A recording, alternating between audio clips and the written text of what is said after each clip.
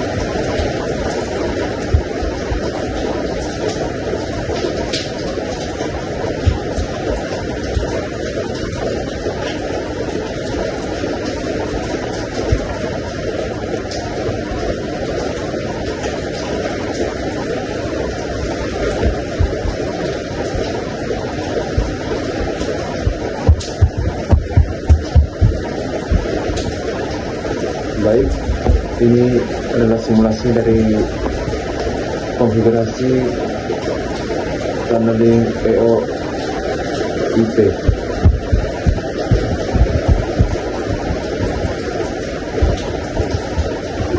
Ya, untuk tunneling POIP ini saja.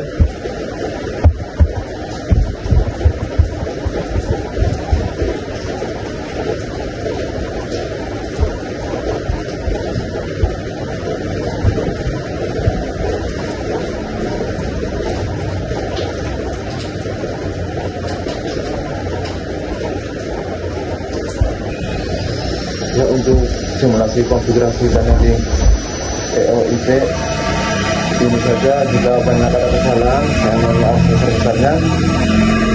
Sekian dan terima kasih. Assalamualaikum. Perkenalkan, nama saya Muhammad Ilyas. Saya akan menjelaskan materi tentang PPTP atau dipanjangnya Point to Point Tunneling Protocol. Adalah salah satu protokol virtual private network VPN tertua dan paling sederhana. Protokol ini dikembangkan oleh konsorsium vendor yang dipimpin oleh Microsoft pada pertengahan 1990-an. Tujuan utama PPTP adalah membuat tunnel terowongan yang aman dan terenkripsi antara klien, misalnya laptop atau smartphone, dan server VPN melalui jaringan publik seperti internet. Dengan demikian, data yang dikirimkan melalui tunnel tersebut terlindungi dari pengintaian. Cara kerja PPTP. PPTP bekerja dengan membungkus encapsulating paket data PPP point to point protokol ke dalam paket EIP ini menggunakan dua saluran komunikasi. Yang satu, TCP port 1723. Saluran kontrol ini digunakan untuk memulai, mengelola, dan mengakhiri koneksi tunnel. Yang kedua, EIP protokol 47. Gray. Di saluran ini digunakan untuk mengirimkan data yang sudah dienkapsulasi. PPTP menggunakan generic routing encapsulation Gray untuk membungkus data. Secara sederhana, prosesnya seperti ini. 1. Klien VPN memulai koneksi ke server PPTP di TCP port 1723. Yang kedua, setelah koneksi ponsel terbentuk, data yang ingin dikirimkan akan dibungkus ke dalam paket Gray. Yang ketiga, paket Gray ini kemudian dikirimkan melalui jaringan EIP ke server VPN.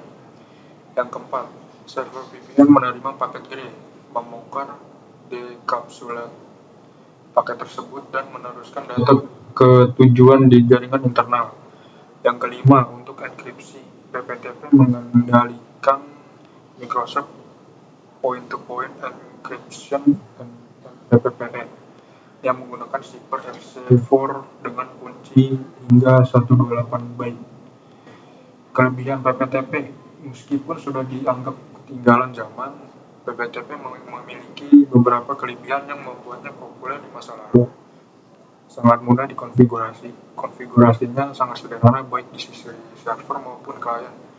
Ini karena PPTP memiliki dukungan bawaan di hampir semua sistem operasi seperti Windows, macOS, Linux, Android, dan iOS. Meskipun sudah dihapus di versi iOS dan macOS yang lebih baru karena masalah keamanan. Cepat karena menggunakan enkripsi yang ringan 128 bit. PPTP memiliki overhead yang kecil. Ini membuatnya sangat cepat dan efisien, menjadikan pilihan yang baik untuk tugas yang tidak memerlukan keamanan tinggi seperti streaming atau browse biasa. Kompatibilitas luas. Karena sudah ada sejak lama, PPTP didukung secara natif oleh banyak perangkat dan sistem operasi. Anda tidak perlu menginstal perangkat lunak tambahan untuk menghubungkan lain PPTP. Kekurangan PPTP. Ini adalah bagian paling krusial dari materi PPTP. Kekurangan ini yang membuat PPTP sangat tidak disarankan untuk menggunakan modern, terutama untuk data sensitif. Keamanan yang lemah. Ini adalah kelemahan terbesar PPTP. Enkripsi MPPE yang digunakan rentan terhadap serangan.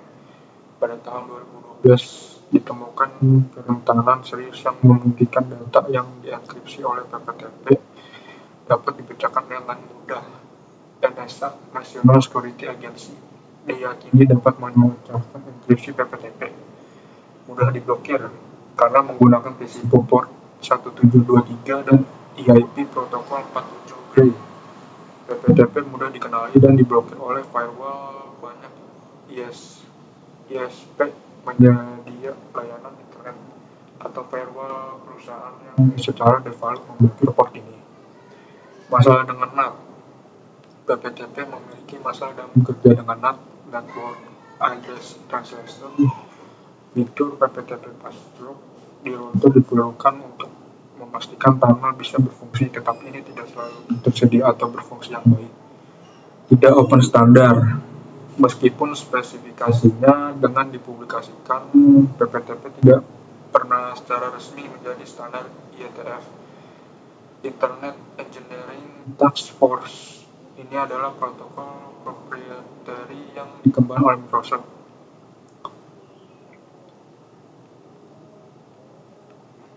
Kesimpulan PPT adalah protokol VPN kuno yang cepat dan mudah diatur, tetapi memiliki kerentanan keamanan yang serius.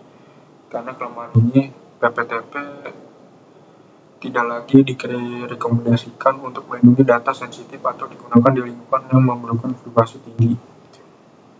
Sebagai gantinya, protokol modern seperti OpenVPN, L2TP, atau IPsec atau SSCP jauh lebih aman dan rekomendasi untuk menggunakan VPN saat ini.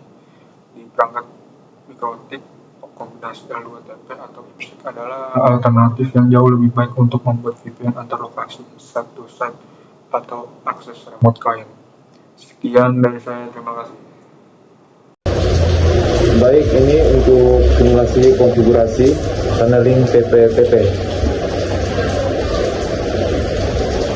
PPTP atau Point-to-Point Tunneling Protocol adalah salah satu protokol VPN atau Virtual Private Network yang digunakan untuk membuat koneksi aman melalui jaringan publik seperti internet. Dan ini simulasinya.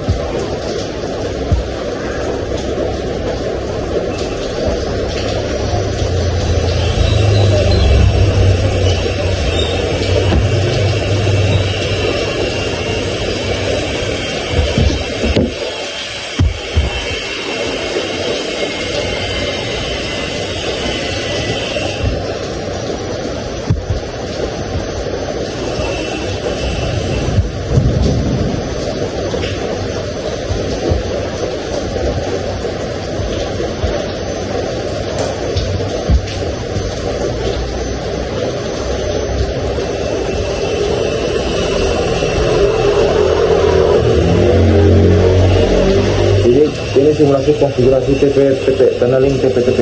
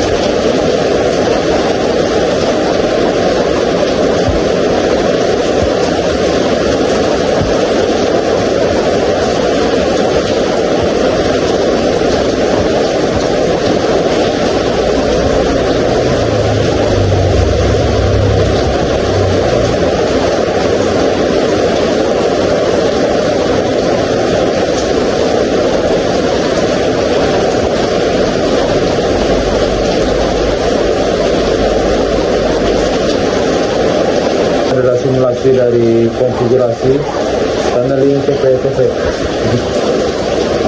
Sekian dari hasil simulasi ini. Jika ada salah kata, banyak syarat, namun sebesar-besarnya. Sekian dan terima kasih. Assalamualaikum warahmatullahi wabarakatuh. Perkenalkan, nama saya Muhammad Abdillas, ingin menjelaskan materi tentang L2 Type. Layer 2 Tunneling Protocol adalah protokol tunneling yang digunakan untuk mendukung Virtual Private Network (VPNs). L2 Type tidak menyediakan enkripsi atau kerahasiaan data dengan sendirinya. Oleh karena itu, L2 TP hampir selalu dipasangkan dengan IPsec (Internet Protocol Security), sebuah protokol keamanan yang menyediakan autentikasi dengan enkripsi. Kombinasi ini biasanya disebut L2TP atau IPsec. Secara fungsional, L2TP bertugas untuk membuat tunnel terowongan, sedangkan IPsec bertugas untuk mengamankan data yang melewati tunnel tersebut. Ini seperti membangun sebuah terowongan L2TP dan kemudian melapisi dindingnya dengan lapisan baja yang kuat, IPsec, untuk melindunginya. Cara kerja L2TP atau IPsec menggunakan beberapa komponen dan protokol untuk bekerja. Yang satu, L2TP Layer 2 menggunakan UDP port 1701 menciptakan tunnel Layer 2 yang memungkinkan protokol seperti PPP point-to-point protokol untuk berjalan di atasnya. L2TP membungkus paket data di dalam header L2TP. Yang kedua, IPsec Layer 3 Internet Key Exchange atau disingkat IK, digunakan untuk melakukan pertukaran kunci kriptografi yang aman. Fase 1, klien dan server bernegosiasi untuk membuat security association atau disingkat SA yang aman. Fase 2, SA ini kemudian digunakan untuk membuat tunnel IPsec. Enkapsulasi IPsec menggunakan dua mode utama, tunnel mode dan transport mode. Protokol IPsec Authentication Header atau disingkat AH menyediakan autentikasi dan integritas data tetapi tidak enkripsi. Encapsulating Security Payload atau disingkat ESP menyediakan enkripsi, autentikasi, dan integritas data. ESP adalah protokol yang paling sering digunakan dalam L2TP atau IPsec. Proses koneksi L2TP atau IPsec secara bertahap. Yang satu, IK fase 1, klien mengirimkan permintaan koneksi ke server dan keduanya bernegosiasi algoritma enkripsi misalnya AES-256 dan autentikasi misalnya SH2. Mereka juga bertukar kunci menggunakan metode seperti Diffie-Hellman.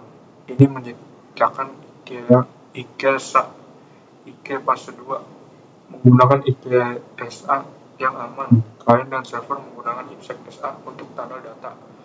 Yang ketiga, L2TP tunneling. Setelah tunnel IPsec terbentuk, klien memulasi sesi L2TP di atasnya, UDP port 1701.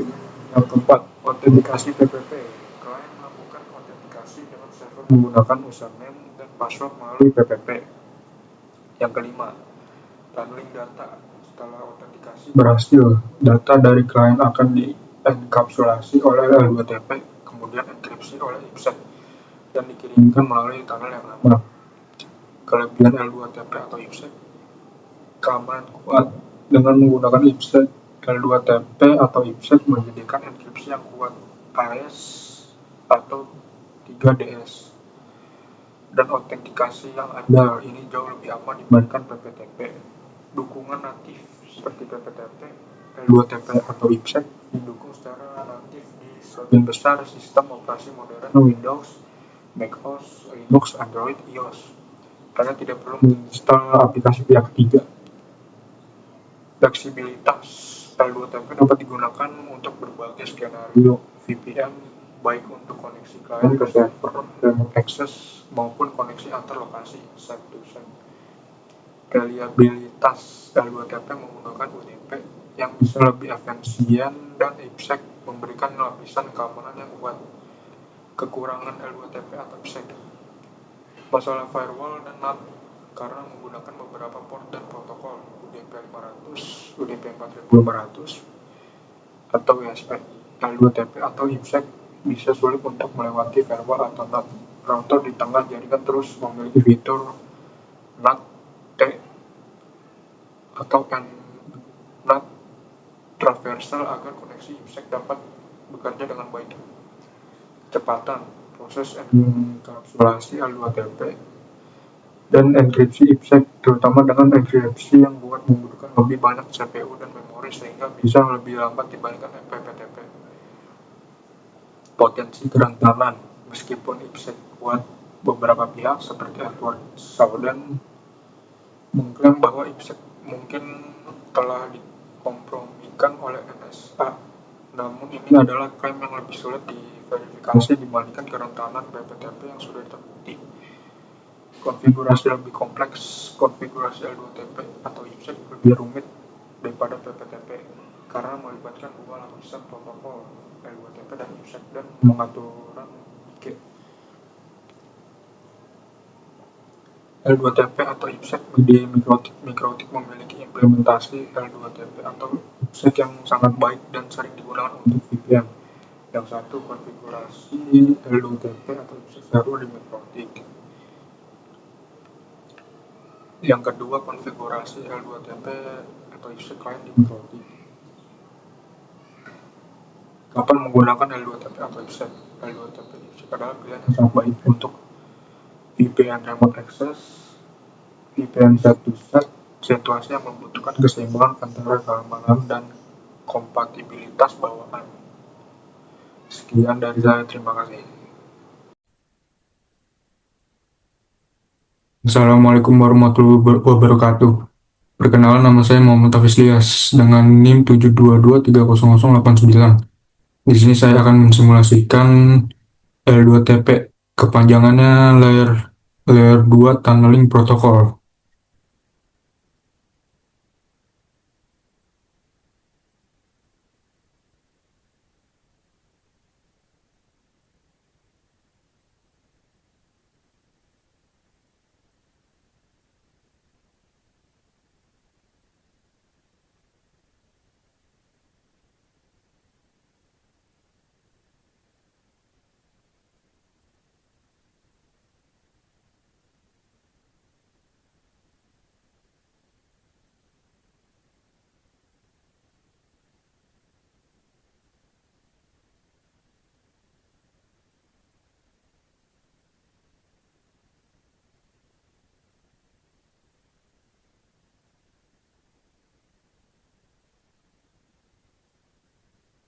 Ini kita perlu ketik IP address-nya. Kita ganti ke Ether 2.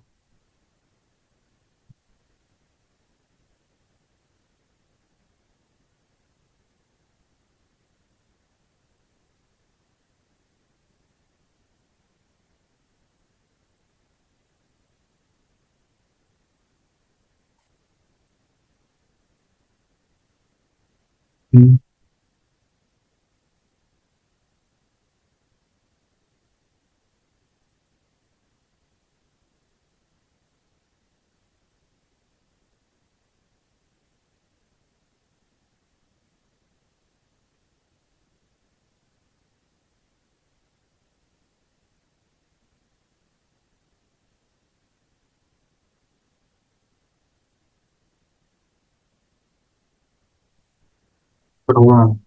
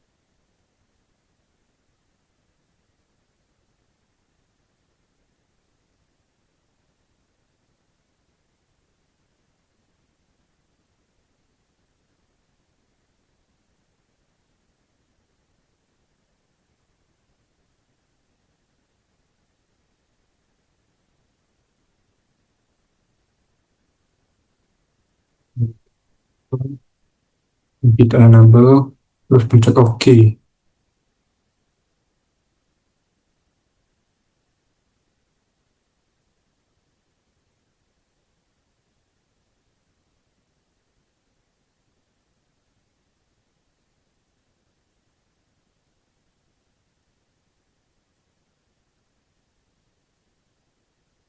Ini saya kasih namanya ngasal TKJ. Dan kita ketik local address ya.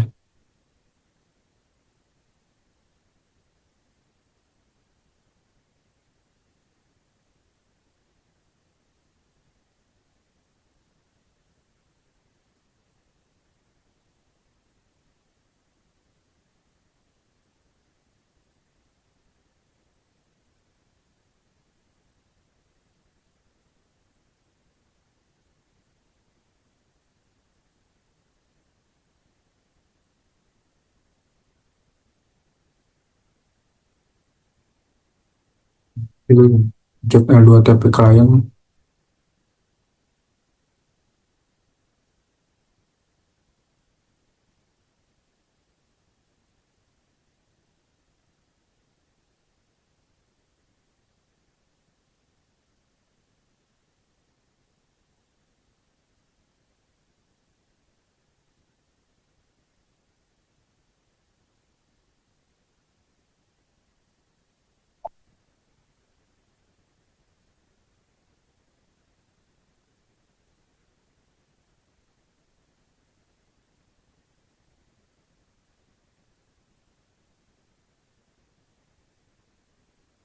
User TKJ. Nah, di sini kita ketik passwordnya.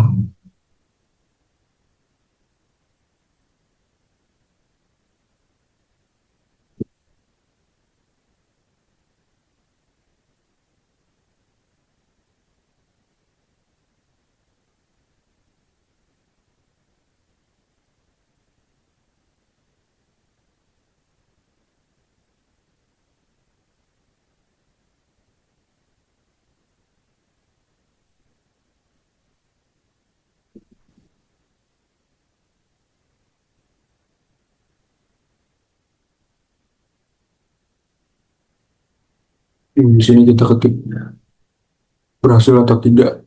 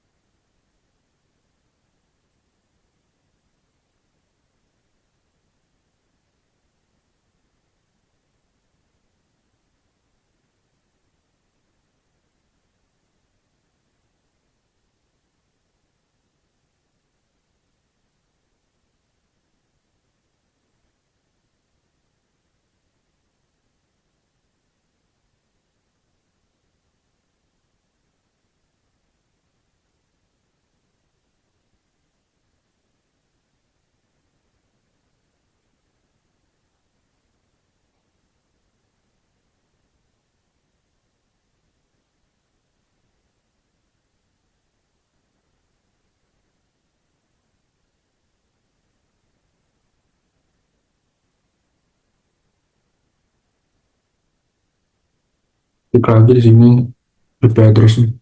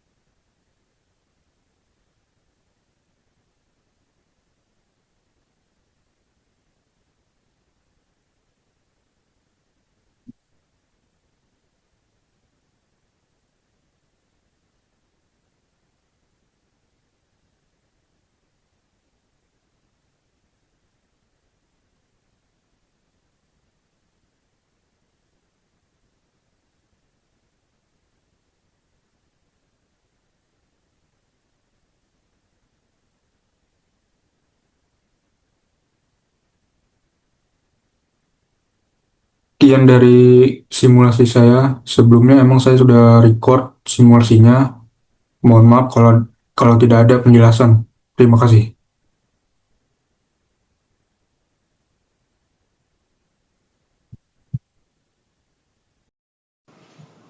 Assalamualaikum warahmatullahi wabarakatuh. Perkenalkan, nama saya Muhammad Hafiz Ilyas. Saya akan menjelaskan materi tentang PPPoE atau dipanjang Point to Point Protocol over Ethernet.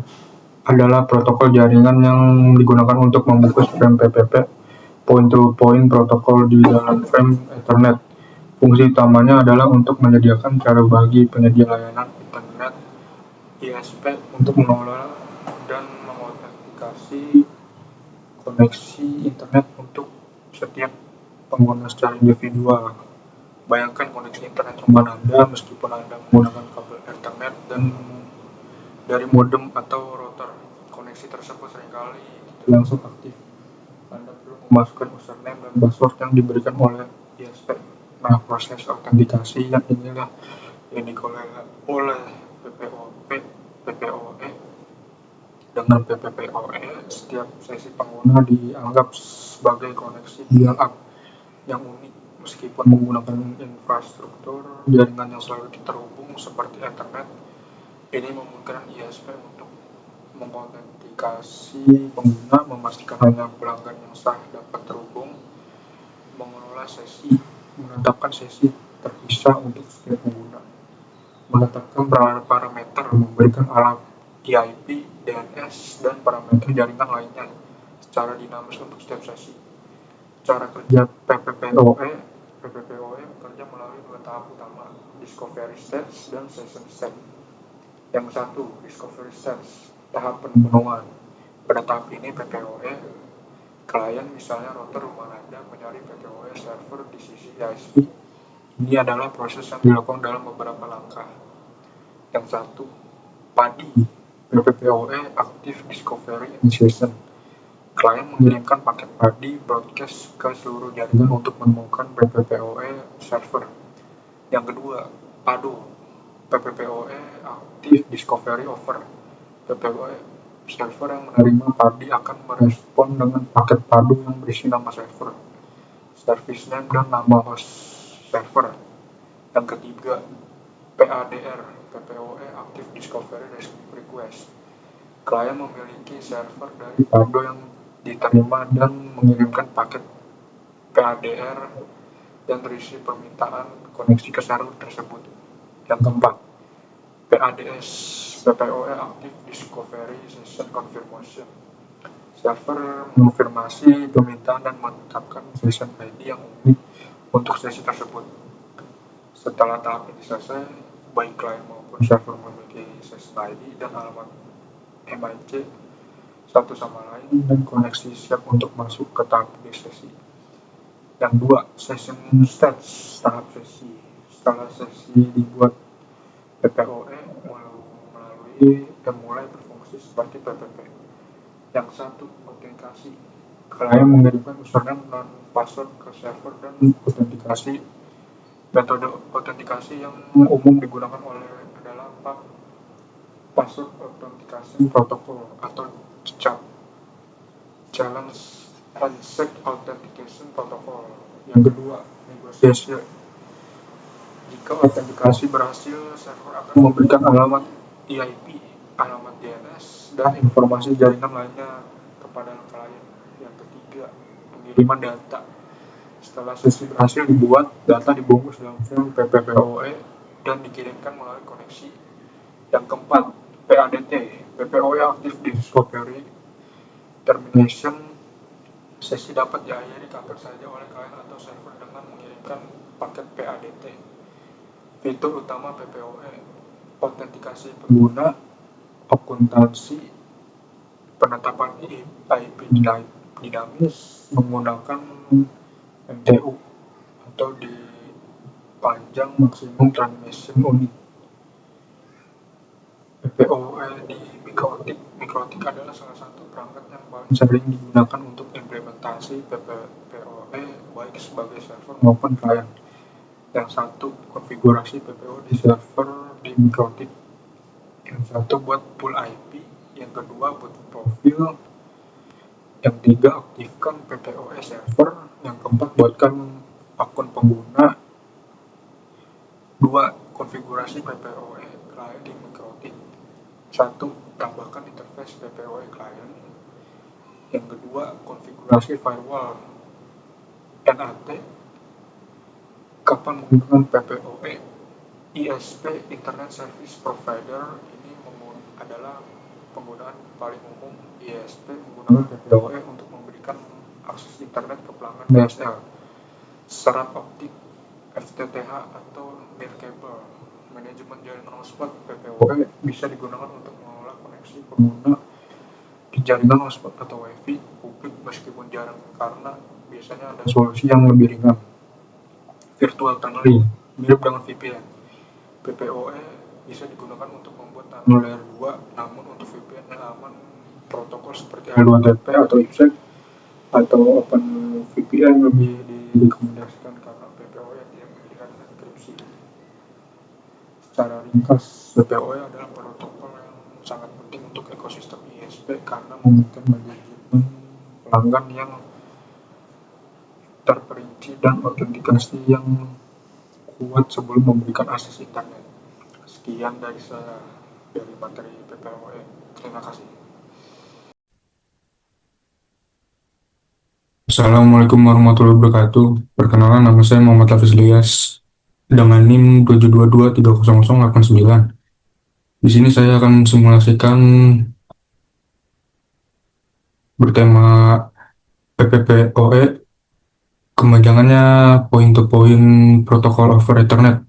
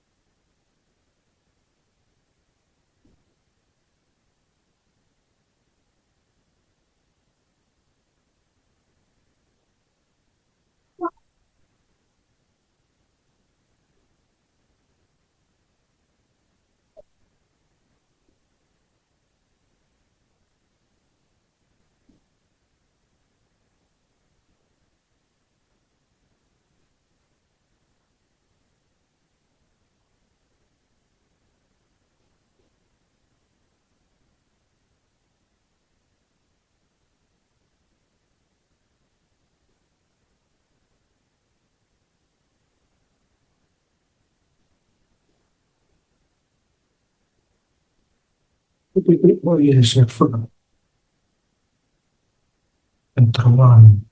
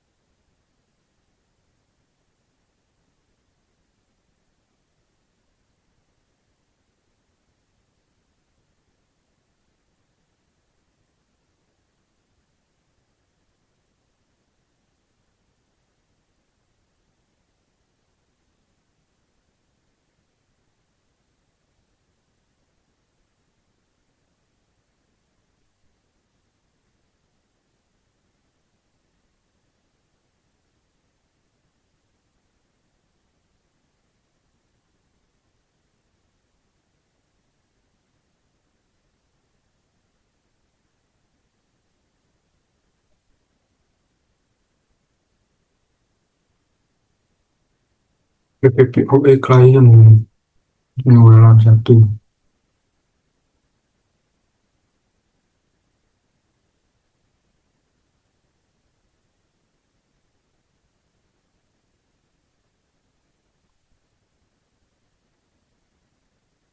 Ini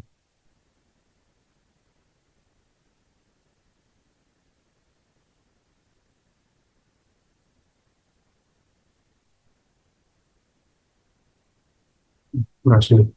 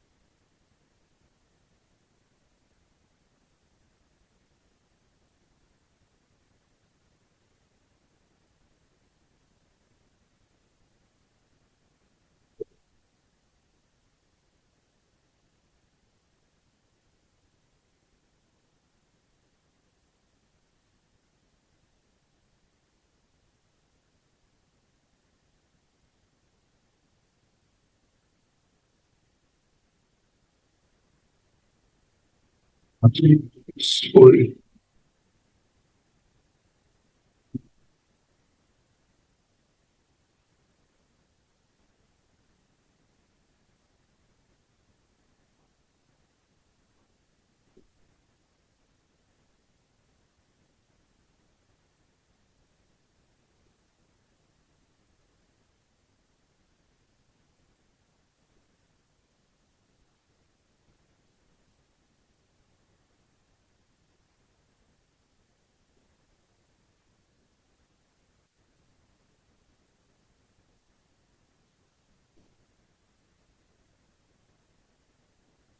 Kenapa?